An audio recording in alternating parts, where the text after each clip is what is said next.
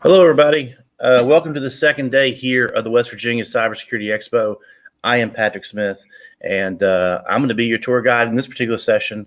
I'm going to walk you through my session on the basic things you can do in your home to help secure your routers, your smartphones, and any of those Internet of Things devices that you bought. Hopefully you haven't yet.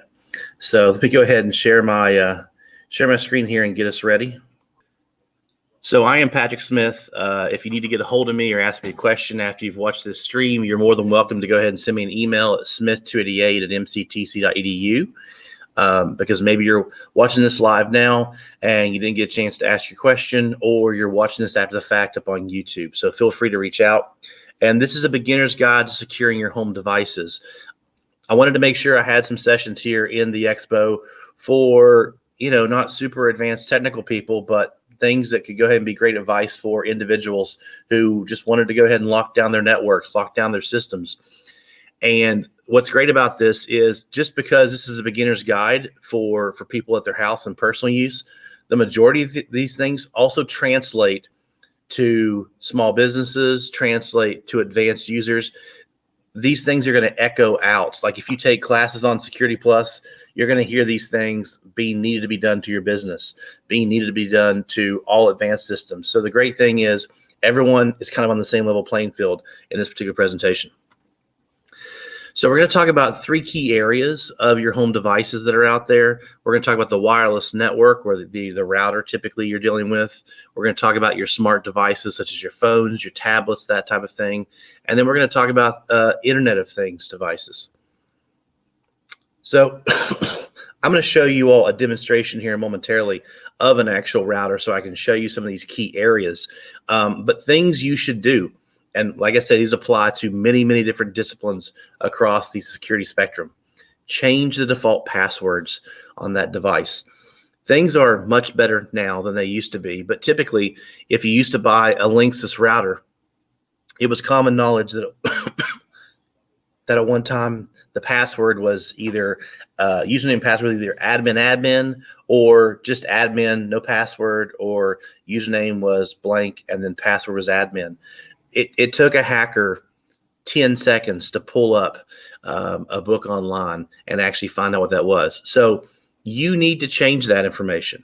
I know it's all great to say, well, they've already set it up for me. It's nice and easy that way. No, it's nice and easy for a hacker to be able to find out what that is. So you change that information, because then potentially they could lock you out. Our keynote yesterday, Danielle Cox had mentioned, I believe one of her friends had talked about how in Charleston, someone had logged on to their router, had gone in, secured their router, and even printed out instructions on how to secure the rest of their system on their printer. I would find that extremely creepy if I woke up the next morning and saw that someone had printed off something to my wireless printer. That would give me the chills. So lock down these passwords. Do not become low-hanging fruit for hackers. Make it hard to get in. Another thing you can do, this is not foolproof, so it doesn't prevent everyone from getting in, but disable your SSID broadcast. The SSID is what gets broadcasted out so that your devices can see Patrick's home router, for example. It shows it on the list. If you disable this, somebody has to go ahead and know the name that you would have been broadcasting already. Now, this is not a foolproof plan, because hackers that are smart enough, that have an idea or a sense there's going to be a wireless network around, they can actually listen to the packets that are going across the wire. They can find this. But once again, a casual hacker, a casual person who's being very curious about networks, I wouldn't call them to the level yet of hacker at that point. They would not see your system, because you wouldn't be advertising it out there for everybody on the block. Another thing you can do, and this is a bit of a double-edged sword, is you can do MAC address filtering. I'll show you where you can go and do this here momentarily as well. MAC address filtering, what this does is every time a device wants to come onto your home network, you have to go and find out the special, almost social security number of that device, and then put that information in to your actual router to say, this device is allowed to work in my environment. Also, go out there and do regular software and firmware updates. There's a possibility when you bought that device that there was some faulty code in there, and Linksys or Netgear or Belkin, whatever your company may be, they have found a way to go ahead and secure that and patch that. If you don't go out there and download that stuff and use it to patch it, then people can easily look online and go, oh, look, Belkin just patched this exploit. I wonder if there are people out there who haven't done their due diligence and patched that. Also, when possible, for your wireless connectivity, use your strongest encryption method possible out there. We're talking, when you talk about encryption methods right now, we're talking about WEP, WPA, and WPA2. When possible, use WPA2. You run the risk that some of your older devices may not be able to do WPA2. They may have to do WPA. I think back to a time when, and I have to stretch back a little ways, but I think back to when the Nintendo Wii first came out, the original Wii, not the Wii U. As a device, it only understood WPA. So I had to lower the security on my network to that device because basically I had to be as secure as my oldest legacy device I wanted to put on the network. Luckily for me, Nintendo did release a patch that went ahead and put in WPA2 encryption. And so then all my devices on my network were WPA2. So, it's another lesson. When possible, update your devices. Use the strongest wireless password possible. Don't just go ahead and make it, log me in or guest. When your people come over to use your wireless, make it be a difficult password because you want it to be harder so that people that are out parked beside your house can't easily guess it and use your Wi-Fi. We did hear the horror story from Scott yesterday about a person who their house was raided. The police came in and suddenly abruptly arrested them, took them away. Someone had been on their wireless network and been downloading child pornography. So we don't want uninvited guests on our wireless network because we can't dictate what they're actually doing on your network. So make it difficult for them. And then, as I mentioned, potentially purchase new equipment. Try to get new equipment that has the latest updated security features possible, and that's going to help you. And so I want to show you where we can do a lot of those techniques here. So let me go out here a second. Yeah. So this is a place you can go to here, and I want to make sure. Are you seeing my screen with the Linksys page? Yes. Okay, good. These are Linksys simulators. This is going to simulate what your home Linksys router might look like, or Belkin router, that type of thing. I want to use it for the purposes of showing you the key areas I just spoke about. So I'm going to pick one of these so I can show you technologies that are inlaid in there. And so I'm going to go with, how about an E2500? Let me see here. Good. So your home router may not look exactly like this, and that's totally okay. But I want to hit upon some of those key areas that I just talked about. One of the main key places I want to go to is first here. What is your name of your router out there? That can be a useful place to look. You may want to change this. If this gets sent out to people, right now it says Linksys and then a number after it. That tells a potential would-be hacker the equipment you're using. That allows them to narrow down their focus to look for exploits. Don't make it easy for them. Make it difficult. Change that name to something else. Change that to Carl's router, or the one I personally like, FBI van, because people usually stay away from those. Tongue in cheek there. On the wireless side, this is a big area we're going to focus on here. On the wireless side, when you scroll down here, you can see different ways to connect them wirelessly. Down below here, it will show your settings if you want to go manual for setting up your wireless network. Here is that SSID. This is that information that would be broadcasted out. And look, it's being broadcasted out with the name of the router, the brand, Linksys. Once again, don't make it easy for them.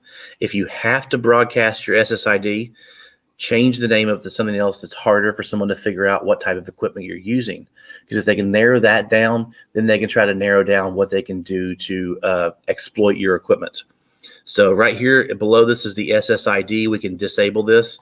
You would just need to give this information, the name of your network, to your guests that come to your house, and go ahead and use that in your environment. Under wireless security, this is where you're able to go ahead and pick which encryption method you're going to use. When at all possible, use WPA2. If this video is being shown in the future and WPA3 is out there, by all means use it, but use the highest security possible. You do see a router such as this would have an option to do WPA2 preferably, but it can default back to regular old WPA if something's wrong. But predominantly try to make sure all your equipment can use WPA2. Use the best technology. It'll be harder and take longer for a hacker to break it. I mentioned the option to go ahead and do MAC address filtering. Over here at the far right, there's a wireless MAC address filter. You can look down here and you can see these numbers. We have 6 sets of numbers. Every single device on your network would require you to figure out what their unique number is and type it in here. This is a pain. I do not doubt that. I completely understand that. And it's also, you will sometimes get eye rolls from friends who come to your house and want to get on your wireless network, and you say, I need your MAC address first. But doing this suddenly makes a guest list for your actual wireless router. It's like an exclusive bar where the bouncer has an exact list of people who are allowed to get in. And if your name's on the list, you can't get in. So this would make it much, much harder and less inviting for a hacker to be able to get on your network. I know it's a lot of work up front for you, but it also pays off in the end that you don't have a SWAT team busting down your door trying to arrest you for child pornography. But this is a possibility. This may be on the bit extreme for you, but you can do this. One section in here that I don't have in this particular router that I want to point out. Many newer routers allow you to go ahead and see the devices on your network. Going back to Trey Balzer's talk yesterday about basic things we can do in our business, having a topology, knowing what devices you have out there is great. At your house, knowing what devices you have there is also great, because I could see a list of devices and I could go, well, there's my PlayStation 4, there's my kid's Kindle, there's that. What's that device? There could be a weird unknown device. And if you have an accurate idea of how many devices should be on your wireless network, and there's an extra one, that's going to clue you in immediately to the fact that, maybe somebody out there is using my wireless that shouldn't be using my Wi-Fi. So you can go and look at that devices list, and that can help you know who's currently using your network, either friend or foe. One more key area I want to point out here, under administration on most of these devices, you can explain right here the router password. By default, they typically have something they've created for you. Newer routers a lot of times will have a sticker on them and say the actual password. That's honestly not that bad. It's not that bad for you to get in with that. And the reason why is because a hacker doesn't want to be seen or risk being seen. They will sit out on the corner of the street and try to wirelessly connect into your network because they're obscured there. Them walking into your house, walking up to your router and seeing a potential password on the router is very unlikely. So having that as a sticker on your router is okay. And also, if yours is unique from the one they sell at Walmart to somebody else and the other one, they're going to be a unique password, so they won't all be the same. So things have gotten better. But keep in mind here, this allows you to go ahead and set what's the password to log into this router and fix it. Make sure you make this something very, very secure in your environment. Do not make it be the same password you use for other things, because there is, as Danielle Cox mentioned, there is credential stuffing where people unfortunately use the same password across multiple technologies. And then if, let's say, your Target account gets hacked and that Target account had your default password out there, they can then try to leverage that at banks, at other areas out on the network. And then they may be able to potentially, if they know where you live, I guess they can leverage it here as well. So make it hard for them, once again, to get in. And by default, I would not suggest allowing remote management. That means somebody on the internet can connect to your router and manage it. If for some reason you feel it's important to do that, turn on the HTTPS. Make sure it's secure. But by and large, I don't like turning this on because I want to make sure if I'm managing my router, I'm managing it using a device that's directly connected to it. So let me jump back over here a second. So I can't as easily show you smartphones and tablets. So for those areas, I've taken screenshots to kind of give you examples of what we're talking about here. Key things you're going to have to worry about with your smartphones and tablets would be malicious software, also called malware, wireless attacks, SIM cloning, and theft. And so I break those down in the next couple pages here. First off, on the malware side of the fence, how can we go ahead and try to prevent malicious software from affecting our machines and exploiting our machines? We can go ahead, as I mentioned earlier, on your routers and make sure we're constantly staying up to date with the latest security updates. Android and Apple and Windows are all putting out updates to their wireless devices, their smartphones, their tablets, that type of thing.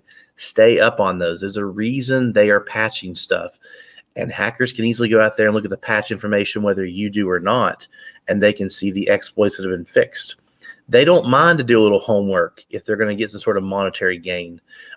You need to somewhat be as vigilant as them when possible so that they can't take advantage of you in that case. Do not connect foreign SD or micro SD cards. So most of your phones, except for Apple, have the ability to actually input some sort of removable media. Be aware of any media you plug in, and technically that goes the same for your home computer. If you find a USB drive on the ground outside your house, it's not that good of an idea to just take it in and pick it up and plug it in. You have no idea where that's been. I mean, that's kind of the old saying my mom used to say when I picked up food off the ground or something, like, don't eat that. You don't know where it's been. Well, USB drive, you don't know if it's an innocent USB drive that someone lost, or if a hacker has put some sort of cocktail on there that they want to go ahead and get installed on your machine. So it's better not to risk it. Same thing's true here. If you do not know or trust the person that handed you that SD card to plug into your phone, don't risk it.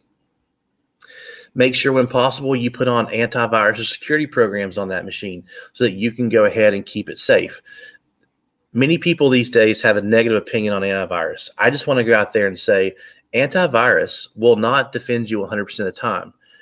But the kicker is antivirus knows about key information. It's to some degree, it's like the flu shot. Each year we make a guess or a gamble on which flu strain is going to affect us, and then they make an actual vaccine for it. Antiviruses, they have an entire list of vaccines on there. They have signatures based on these viruses that could affect your machine. And so, yes, you may get infected by something that is missed by the list. But the great thing is antivirus does protect you from getting infected by all kinds of known viruses. So if someone is trying to use one that's been out in the wild for 6 months, I can almost guarantee you that an antivirus or anti-malware program knows about it and will prevent it. So they don't prevent everything, but they do limit your risk very, very greatly to getting a virus that's already known about. So I am still a big advocate for antivirus, even though it can't protect you on everything. Just realize it can't protect you. Realize it can't be your only method of defense. You have to have defense in depth. You have to go ahead and do additional ways, but it's a great tool in the fight to prevent your machine from being corrupted or taken over. So when you are in a public place, when you are at a Starbucks, when you're at a hotel, places like that, you have no idea whose wireless networks you're connecting to. That can be very, very problematic for you because you hope you're connecting to Starbucks, you hope you're connecting to that hotel, but you can't be guaranteed. Maybe a hacker has intentionally set up a wireless router between you and that hotel. That's what's called a man-in-the-middle attack. So if you're worried about that, or I should say you should be worried about that, you can use VPN software to allow you to connect from one point on the internet to your point. You get to create your own secure tunnel that only you and your destination are a part of. So if you are even going through a hacker's router or a wireless access point they have, they are not able to keep track of your goings and the activity where you're going, that type of thing, if you're using a VPN connection. They often cost maybe a couple bucks a month to go ahead and do this, and you have the ability, as we'll see here momentarily, to easily integrate it and put it onto your Android or iOS device and feel more comfortable and secure that your information is being sent from you directly to somebody else, and no prying eyes can see it along the way. And then Scott's going to actually do a talk later today about phishing, about people trying to get information from you. So I would just say, be aware, be mindful that you may be getting emails from people you don't know on your phone. Be very careful about what you click because they may be targeting you and your mobile device and try to take it over. I'll let him explain on that more later today. So working down through our list here on the wireless attack side, you have to worry about your phone not only having wireless connectivity and cellular connectivity, you have to worry potentially as well about having Bluetooth on that device. So going back to how I wanted you to have strong passwords to be able to use your wireless router at the house, I also want you to have strong passwords when you're doing tethering on your phone. If you're making your phone a hotspot, don't allow just any old person to connect and be able to use that. So be very mindful of that. Or better yet, turn off tethering. If you do not want other people using your phone as a router, do not make it available. Disable Bluetooth when you're not using it. If you are using Bluetooth headphones, that's great. But if you're not having to Bluetooth to something, turn it off, because you are broadcasting out a signal to other devices saying, hey, I'm over here, come connect to me. And people can either do blue jacking or blue snarfing. The interesting thing, you think of the word hijack, you would think that blue jacking is in fact someone hijacking your phone or device via Bluetooth. Unfortunately, that's not the etymology of that word. There was a user called Ajack previously who first exploited a phone by sending an unsolicited spam, basically, via Bluetooth. And so they termed it blue jacking, which, like I say, is very confusing, because you would think blue jacking is blue hijacking, but no, it's because of their username. That's how hackers work, I guess. Actually, really, when someone does hijack your phone, that would be blue snarfing. The point of the matter is, do not leave that open. Do not leave that susceptible. And this is, like I say, a good rule of thumb for your entire network at the house and even at work, which is, if you're not using a technology like Bluetooth, turn it off. That allows you to go ahead and do what's called hardening, which makes the avenues that somebody can connect to your machine become one less and become more difficult. So do not give them extra ways to get in. In my classroom, I always compare it to a zombie apocalypse. If you're going to try to fortify yourself in a house, which house would you rather pick on that block? A house that has 4 doors that you can easily defend those 4 entrances, or a house that has 10 doors and 60 windows? It's going to be much harder to defend a house that has 70 points of entry. Your computer is the same way. Try to cut down and minimize the amount of connections and the types of connections that a person can have into your computer. If you're not using them, to use my analogy, board them up.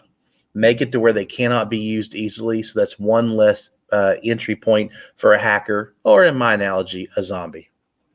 And so, yes, make your device undiscoverable. Do not make it to where people can just see your advertising, which is a lot like how I told you to make your wireless router not broadcast its SSID. Do not try to stand out in the crowd. Do not try to be like, hey, look at me over here. Come hack me. Don't try to be low-hanging fruit, because the curious will try. So when I was talking about your hotspot, notice here on devices, you can set up personal hotspots. Notice the Wi-Fi password over here on the right-hand column. G7TSV19T1WZ2M. That's a pretty crazy password. That's what you want. You want it to be something different than just log me in.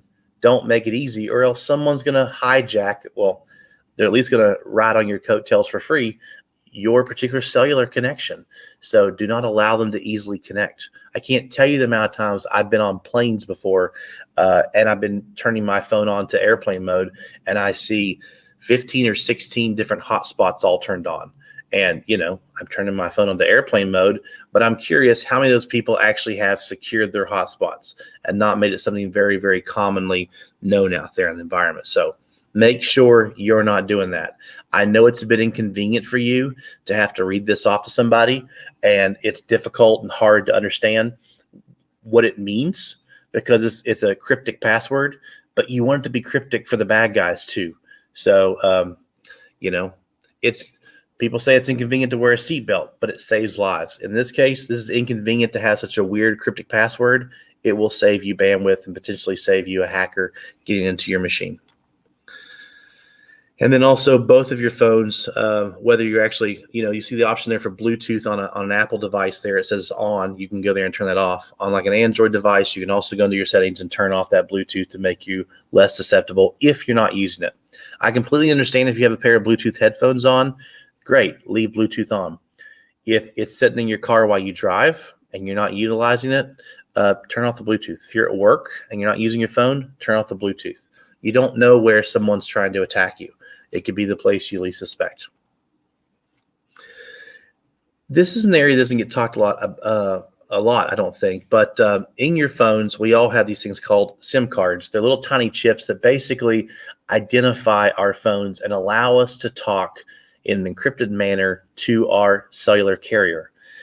In a lot of the spy movies, you'll see people trying to steal someone's phone without them knowing, take out the little chip, make a copy of it, put the chip back in, and then put it back in their coat pocket, very unsuspectingly. It's because they want to be able to get all the same conversations that are happening to that particular enemy's phone. And so it is a real threat. It doesn't get talked about a lot. The kicker here is, if possible, use a version 2 SIM card. And, you may say, well, how would I know that, Patrick? A lot of times, if you're using a phone that's not more than 6 years old, the answer is right there. They already have a newer card for you. The better the cards, the better the encryption, which means in turn, the harder it is for people to break. And I will say, when I was doing some extra research on this, it does seem like there have even been cops who are arresting protesters and taking their phones and then copying SIM card stuff off. So having an up-to-date SIM card can protect you from all types of arenas there. So keep that type of thing in mind. Which, by the way, while I'm at it, if someone does arrest you for some reason, they want to look at your phone, if you have Face ID turned on, all they have to do is stick the phone up to your face and they're in. So I don't have that turned on. I have a password I have to use. Coming to this next one here, I have a complex password that I use. So I'm not a fan of Face ID or Touch ID, because somebody while I'm asleep can easily put my thumb to a phone or put my face to an actual phone while I don't have the ability to stop them, and they can get to my personal data. So I'm a big fan of still having passwords that they can't figure out unless I tell them. So if you do have your phone get stolen, or you're worried about, making sure people prying eyes can't see stuff, we're going to talk to you about having a screen lock, complex passwords, device encryption, GPS tracking, and remote wipe capabilities. So when we look over here on screen lock, make sure your phone goes to sleep. Make sure it locks. If I set my phone down on the table and I have to walk out of the room, I want to make sure someone can't come over and start pilfering through my phone trying to find my private information. The same thing's true with your laptops, by the way. Make sure they go to a lock screen as well. And also, when possible, make this be complex. Lots of times they ask for it to be a 4-digit abbreviation, something like that.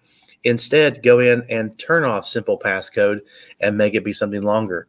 I think I have a 12-digit passcode. Devices allow that. It's much more difficult for someone to be able to guess that and use that. And by the time you come back, they will not have gotten into your device. But also, if for some reason your device is lost and someone finds it and they're trying to go through it and steal information from you, it's going to take them that much longer to get in. You can also do full device encryption on most of your devices out there. That basically says if someone tries to hook up your phone from the outside world, like if they try to plug in a USB device to it or something to steal data from it, it is encrypted. It can only be unencrypted based on you, for example, typing in your passcode, that type of thing. There was a big story a while back when there was the shooter out in San Francisco. I believe it was San Bernardino, I think, where he was. And the law enforcement wanted to be able to get into his phone and asked Apple, please give us the unencryption, the key to get into his phone. And Apple said, no, we're not going to do that. We wouldn't do that for any of our clients. And so there was a big brouhaha about that as to whether Apple should have bent to law enforcement to do that. And Apple tried to say it was a slippery slope because, what's going to happen out there? When are they going to ask for it again and again and again? So the key thing was it was going to take law enforcement or even someone who's stolen your phone a long time to be able to get into that phone. we want a bad guy who gets our phone to take a long time to get into it because it's our personal information. If you do lose your phone, you have the ability to go ahead and do GPS tracking. On the Apple devices, there's the Find My phone, Find My AirBuds, that type of thing out there as well that you can go ahead and do. And also, if you can't find your phone and you're worried because you have confidential information, you can typically do remote wipe. In a business environment, this is a screen that shows a technology called Windows Intune, but that's for companies that have their mobile devices. They can go ahead and remotely wipe their devices out there. If you have Office 365, you can actually go into the properties of your Outlook, and there's a button right there that says wipe your device. So if the worry is we're worried that someone's going to steal your device and get into your email or your other personal things, and we don't think there's very much hope of you recovering your device, we can remotely wipe it. From the other side, from a law enforcement side, just as an FYI, that's why law enforcement, when they take phones from potential criminals, they will put them in special bags that no longer let those devices contact a cellular network, because if the criminal got away, they're going to quickly try to log in and remotely wipe their device. So it has good use cases for us when we want to make sure people can't get to our personal confidential information if our device has been stolen, but also the bad guys can use it too. And so even with the Find My device, you can also do a remote wipe on an Apple device there as well. Or you can remotely lock it if it wasn't locked, that type of thing. So lots of ways you can go ahead and save and protect your data from prying eyes. And then my last section here is the Internet of Things. I wish I could just start with the top bullet point and just be done and just say to you, don't buy them. Like, that's my best advice for you. But I understand you may buy I understand you may buy a house or something like that already has those built in there, and so it can be problematic that they're already coming along for the ride. The reason why I'm not a fan of Internet of Things is because, yes, they're convenient for you to connect to them while you're away from your house, to turn on your stove, to check the contents of your refrigerator, to unlock your doors. If they are that convenient for you to do that while you're away, there's also the avenue they're that convenient for a hacker to do it. I know that hackers can lockpick locks, but if they have an app, they don't have to. And so if you've not secured your password well on those technologies, we could also run into the exact same issue out here. So I'm not the biggest proponent of the Internet of Things when it comes to this. But if you are going to buy them, make sure you look at the default settings in there. Hackers will know what the default settings are. You need to go out there and look at those. What type of privacy information is there? Because you're going to be sending this stuff out to the internet. You're going to be sending this stuff maybe to Google. If it's a Nest product, you'll be sending stuff out. How much of your information do you want going to those manufacturers? And how secure is this made? Once again, if there's features you don't use, turn them off. Do device hardening here as well. Routinely check for updates, because if there's an exploit, a hacker is going to know about it. So you need to be vigilant as well and get those updates and make sure your device is patched and protected from whatever nefarious ways people could get into your device. And then occasionally decide, how old is this Nest thermostat? Is there a newer version I could use? Maybe this version is very unsecure. Just kind of have that talk with yourself to say, do I have the money to buy me a newer version because this one's quite old? Could be very, very useful out there for you.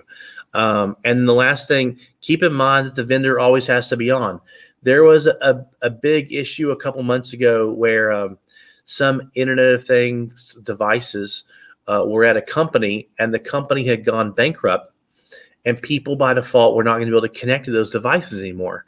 I believe Google actually acquired some of their devices, but not all of them.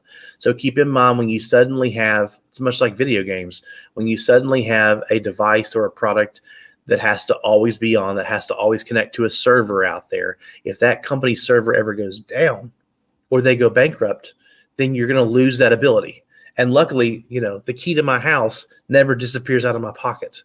But potentially the vendor who's selling me that smart lock does disappear. And can I still unlock the door? That's the real question. So, and as with most things here, a lot of things on TV are over-exaggerated, but some of them have more than a grain of truth out there. And so I will just say out there that Scott, if you don't mind talking about a grain of truth, I wanted to give you the opportunity to actually mention to people that you've seen some of this actually happen to you, and so you could talk a little bit, just give the overview of what actually happened to you, just like how people got in, to kind of somewhat put the fear of God into people to make sure that things are updated. Because I'm sure you were pretty vigilant, but it even happened to you. Yeah, I I used to have a wireless access point that had excellent firewall capabilities and very good logging, and a lot of them don't have that. And so I was always looking at my logs, and I could see, 24/7, 365. There were always probes where people were looking to see what was open on my network and what avenues or doors, like Patrick was talking about, might I have open. And when they do that, you can very often see in the log the IP address, their actual street address, if you want to think of it that way, where where they're coming from. And so you can look that up and find out the ISP and the location that they're coming from and things. And this has been several years back, but I would say that probably 90% of that traffic was coming from China. And so, I was very aware that I didn't really know anybody in China, and I wasn't really looking to communicate with those IP addresses. And so when I would find something like that, I would go ahead and put into that router access point a block of addresses that I wanted to prohibit from coming in. And so I don't know, there was fairly good security there. And so I assumed somebody eventually wanted to find out what I must be protecting, because it was hard to get into. And so one day I was working. This is my home network, and things were slow, very slow on the network. And so we kind of talked about that a little bit the other day, yesterday, about when things are slow on your network, you want to start taking a look at things. And I start looking through the logs on my Microsoft security logs, and I see that there's, thousands of intrusions since 6 a.m. And I was like, oh my gosh, what this is going on. And so I started trying to document what was going on and maybe trying to start locking things down a little bit. And all of a sudden I get a pop-up window on my computer that says, "It must be disheartening to be so overmatched." And that sounds just like Hollywood. And I thought, wow, sure, yeah. And we're in West Virginia, and I thought, this old boy ain't from around here. It didn't sound like somebody that spoke native English, really. And so, of course, I didn't respond to that, and I kept going ahead and trying to lock things down. And I get another pop-up window that says, trying to enable sticky keys. That won't work. And that wasn't even what I was trying to do at the time. So I thought, well, okay. And so I mentioned something to my ex-wife at the time, because I'm looking and I said, I can't believe somebody because it hit the phones, the Android phones, Android tablets, and the Microsoft machines on the network. And so before I pulled everything off, I said, I can't believe that somebody that could do this didn't wipe the security logs. And I know that they were listening, because in just a few minutes, the security logs were gone. But I had already archived those. And so, yeah, it can definitely happen to you. And the interesting thing was, I really didn't have anything. It was just that I was paranoid about security, not paranoid enough, apparently. And boy, did I get paranoid after that. I mean, I was looking out the front window to see if there was a van out front or something, you know, where they were snooping on my wireless, but it wasn't that. It was apparently a logic bomb that got dropped onto the network, which continued to run after I pulled it off of the internet. And so I basically just burned everything down. I took the hard drives out of all of the PCs and drilled holes through them so that none of us would ever have the urge to go ahead and put that back in. I cut up the micro SD cards in the phones and the tablets, and I reset them back to factory and went from there. But I'll tell you, for about 6 months after that, I still always worried that something was, looking over my shoulder or whatever. And so it's not just a novice or somebody that is not security aware. It can happen to anybody. And if there's a hacker good enough, they'll get in eventually. And so we as security people have to be vigilant all the time. And also we have to kind of be versed in all the various avenues of attack. Whereas an attacker can get good on one particular exploit, and they'll go around and try to use that on as many different networks as they can. And you, on the other hand, are trying to protect every pathway into your network. And so sometimes it's a daunting task. It really is. But yeah, it happened to me. Yeah, well, I mean, you always see on TV and movies and stuff, they say, oh, we can listen on their phone, we can watch the cameras.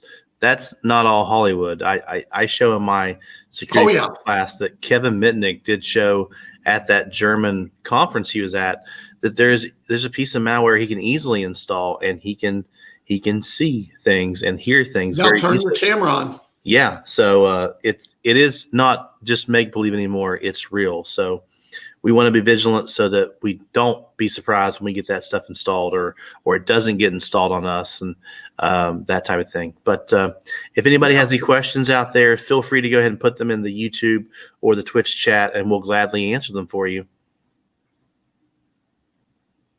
Or Scott, while we wait, do you have any follow-up questions that there were sparks or anything that you saw that I talked about that you'd want me to follow up on based on my presentation? There were a couple of things, and I probably should have noted them down while you were going through there. One way to be able to get the MAC addresses of devices that are on your access point is if you allow the devices in your house to connect first. When you do this, if you go into the DHCP log of the access point, it will show and by the way, for those of you who don't know what that is, that's just a service that runs on your wireless access point that hands out IP addresses to people on your network so that they can get on. And in that log there for DHCP, it'll have the IP address that it handed out and the MAC address that it handed it to. And so if you want to be able to copy down the MAC addresses that way, you can do it. And that can help from having to go around and manually transpose it back and forth a few times. So lots of times if that device list is on there, you can also look at the device list. Like if it does show the device list, show the MAC address there, you may have to hunt down and figure out that's a legit thing. It usually doesn't say Kindle and PS4. You may have to match them together in your own house to know what's what though. Yeah, and also if you would like to know what kind of device that MAC address is, you can actually look that up on, you can Google that, MAC address to manufacturer list or something like that. And the first half of that MAC address, the hardware address that you're trying to either whitelist or blacklist, is the manufacturer ID. And so if you don't know what kind of device that thing is, you can take those first 6 hextets or hex characters, the half of the device, and search for it on Google, and that it'll pop up and tell you what kind of device that is. Also, in the thing where you're talking about blocking or allowing, they usually do allow you to either whitelist or blacklist. What that means is, let's say you've got a neighbor that you know is hopping on your network, and you just want to block them. Well, you can go into that MAC filtering portion of your wireless access point, and you can say that you want to blacklist or prevent or block the following MAC addresses. And if you know what that device is, who's actually getting on there, you can put their address in, and then all your friends and everybody that comes over, they can get on. And that pesky neighbor that's been hopping on your Wi-Fi and using up your bandwidth doesn't get on. You can then do the reverse if you want, and which is what Patrick was talking about, and say, okay, you want to block everybody except the devices that I put in on this list. And that's a white list or an allow list. So. Well, I don't see any questions from the chat. I will just remind anybody who goes back and watches later, if you have any follow-up questions, feel free to email me at smith288@mctc.edu. But I think that's going to go ahead and conclude my session here on a beginner's guide to securing your home network and home devices.